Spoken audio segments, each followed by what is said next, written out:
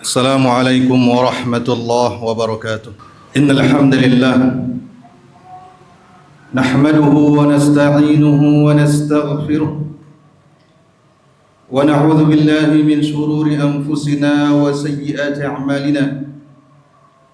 من يهده الله فلا مضل له ومن يضلل فلا هادي له. وأشهد أن لا إله إلا الله وحده لا شريك له وأشهد أن محمدا عبده ورسوله. أما بعد فإن أصدق الحديث كتاب الله وخير الهدي هدي محمد صلى الله عليه وسلم وشر الأمور محدثاتها وكل محدثة بدعة وكل بدعة ضلالة وكل ضلالة في النار. أيها المؤمنون, Allah Subhanahu wa taala berfirman di dalam Al-Qur'an, "Inna syaitana lakum aduwwun fattakhiduhu aduwwa." Sesungguhnya syaitan merupakan musuh bagi kalian, maka hendaklah kalian benar-benar menjadikannya musuh. Ayyuhal mu'minun, di antara pintu-pintu syaitan untuk menyesatkan manusia adalah yang pertama, al-hasadu wal-hirs, iri dengki dan ketamakan. Adapun iri dan dengki, ia merupakan salah satu sifat utama syaitan atau iblis, sebagaimana yang disebutkan oleh Allah Subhanahu wa taala ketika Allah merintahkannya untuk sujud kepada Adam. Dia menolak dengan alasan yang dikisahkan oleh Allah dalam Al-Quran. Dia berkata, "Qala lam akun li asjuda li basharin khalaqtahu min salsalin min hama'in masnun." Iblis berkata, "Aku tidak akan mau sujud kepada manusia yang dimana engkau menciptakannya dari tanah kering, dari tanah liat yang hitam, dan engkau beri bentuk." Kemudian ketamakan, sebagaimana Allah kisahkan ketika Allah Subhanahu wa taala memasukkan Nabi Adam alaihissalam ke dalam surga. Kemudian Allah Subhanahu wa taala mengingatkan bahwasanya segala apa yang ada dalam surga itu bisa dinikmati.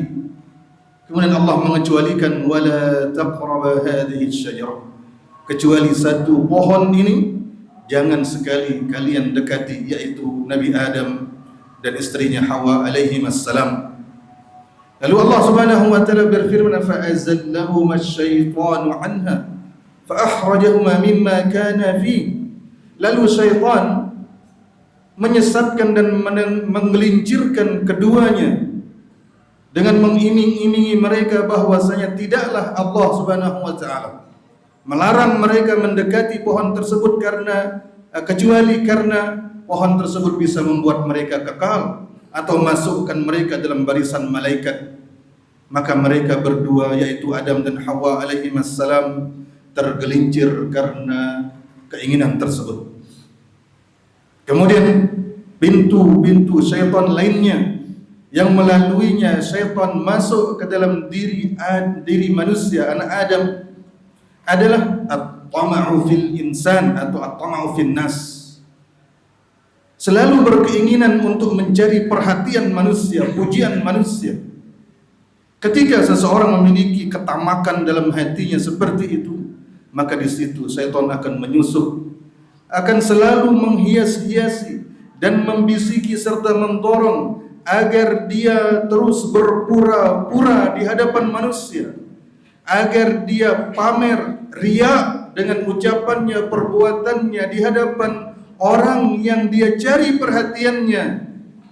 Jika kita berpikir, tidakkah orang yang riya terus mencari perhatian, berpura-pura di hadapan manusia, tidakkah dia memposisikan orang yang dicari perhatiannya itu seperti sesembahannya? Bukankah seperti itu? Itulah buruknya riya. Kemudian pintu syaitan yang lainnya adalah bakhil, kikir, dan takut miskin. Dalam hadisnya Rasulullah SAW bersabda, "Mathalul bakhili wal munfiqi karajulaini alaihima jubbatani min hadid min sudiyihima ila taraqihima."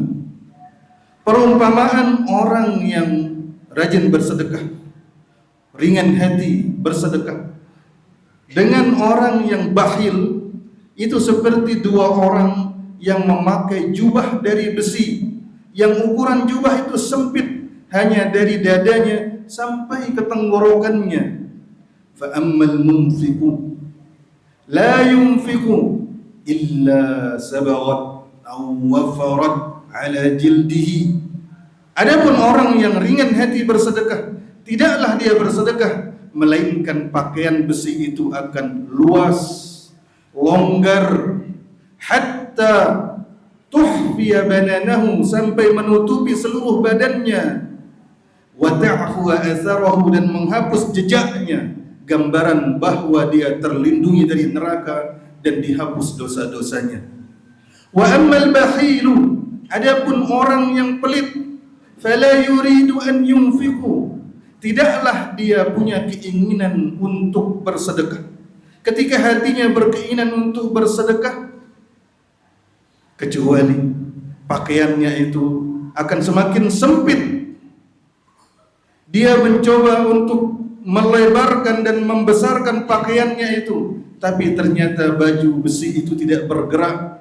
Dia ingin dia meluas, tapi malah semakin sempit, sesempit hatinya yang tidak ingin bersedekah.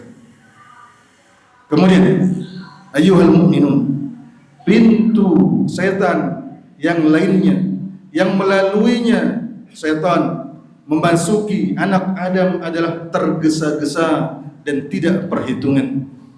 Allah menyebutkan bahwasanya itu adalah tabiat manusia. Wa kana al-insanu ajula. Manusia itu memang tabiatnya suka tergesa-gesa. Hal itu karena pekerjaan apapun, baik itu sifatnya duniawi ataupun ukhrawi, yaitu ibadah, kita tidak bisa melakukannya langsung. Kita harus memiliki pengetahuan tentang pekerjaan tersebut, bagaimana cara melakukannya, kapan waktunya, dan di mana tempatnya, berapa jumlahnya. Sehingga ketika kita tergesa-gesa, disitulah syaitan masuk, sehingga pekerjaan kita dan amalan kita rusak karena ketergesa-gesaan tersebut. Aqulu qawli hadza wa astaghfirullah li wa lakum.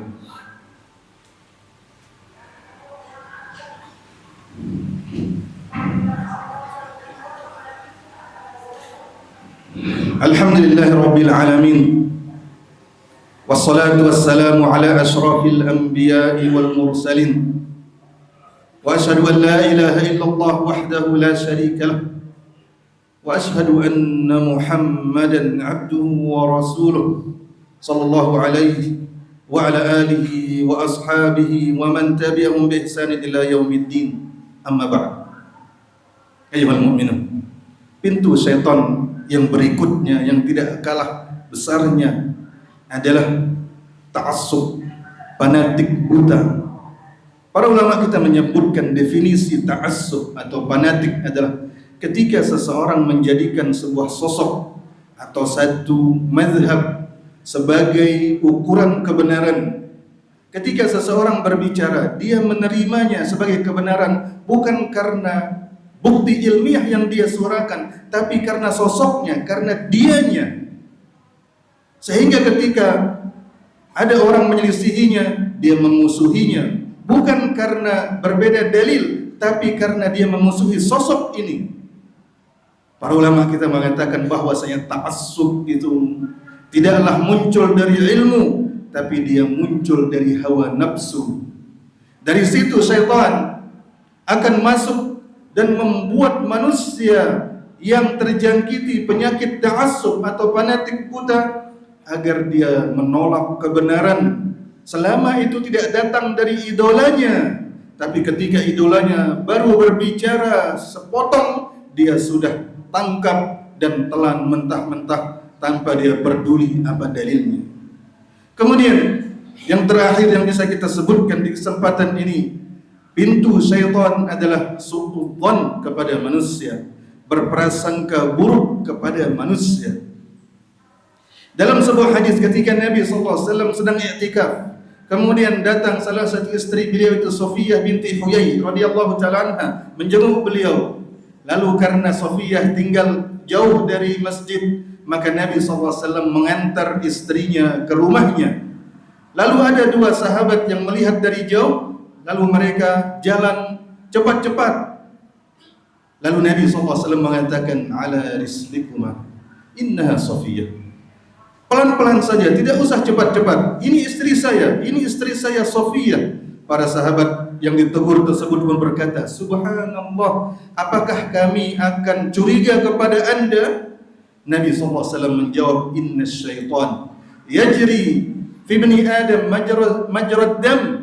Sungguhnya syaitan itu mengalir dalam tubuh manusia itu seperti darah. Wa akhafu an yuqi'a fi qulubikuma syarran. Dan saya khawatir syaitan bisa menyusupkan dalam hati kalian prasangka buruk.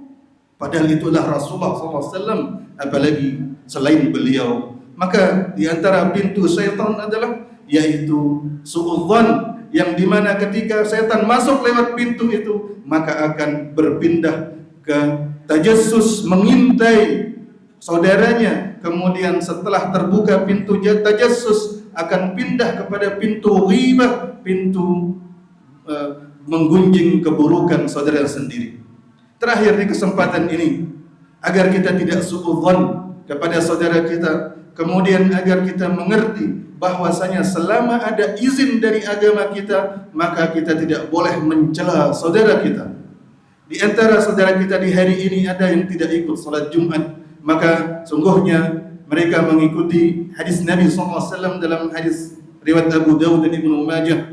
Dan ini adalah mazhab Imam Ahmad bin Hanbal, di mana Nabi SAW bersabda, laqad ijtama'a fi yaumikum hadza idani. Sungguhnya telah berkumpul di hari ini dua hari raya, yaitu hari raya Idul Adha atau Idul Fitri, kemudian hari Jumat. Faman syaa fayujzibuhu an. Barang siapa yang ingin mencukupkan diri dengan solat Id, maka itu sudah cukup baginya, dan dia tidak perlu hadir Jumat, dia cukup ganti dengan solat zuhur. Wa inna mujammi'un, namun kami, kata Nabi SAW, tetap solat Jumat. Maka selama ada izin dari Nabi SAW, tidak boleh kita mencela saudara kita. Dan ini adalah sikap ketika kita tahu saudara kita mengikuti dalil dan ada pendapat di kalangan para ulama, maka tidak boleh kita mengatakan dia melakukan yang haram ataupun yang lainnya. Allahumma salli ala Muhammad wa ala ali Muhammad kama sallaita ala Ibrahim wa ala ali Ibrahim innaka Hamidum Majid. Wa barik ala Muhammad wa ala ali Muhammad kama barakta ala Ibrahim wa ala ali Ibrahim innaka Hamidum Majid. Allahumma inna nas'aluka al-huda wat-tuqa wal-'afafa wal-ghina. اللهم آتنا في الدنيا حسنة وفي الآخرة حسنة وقنا عذاب النار. اللهم أصلح ولاة أمورنا ولا أصلح أحوال بلادنا إنك سميع قريب مجيب الدعوات. وصلى الله على نبينا محمد وعلى آله وصحبه وسلم.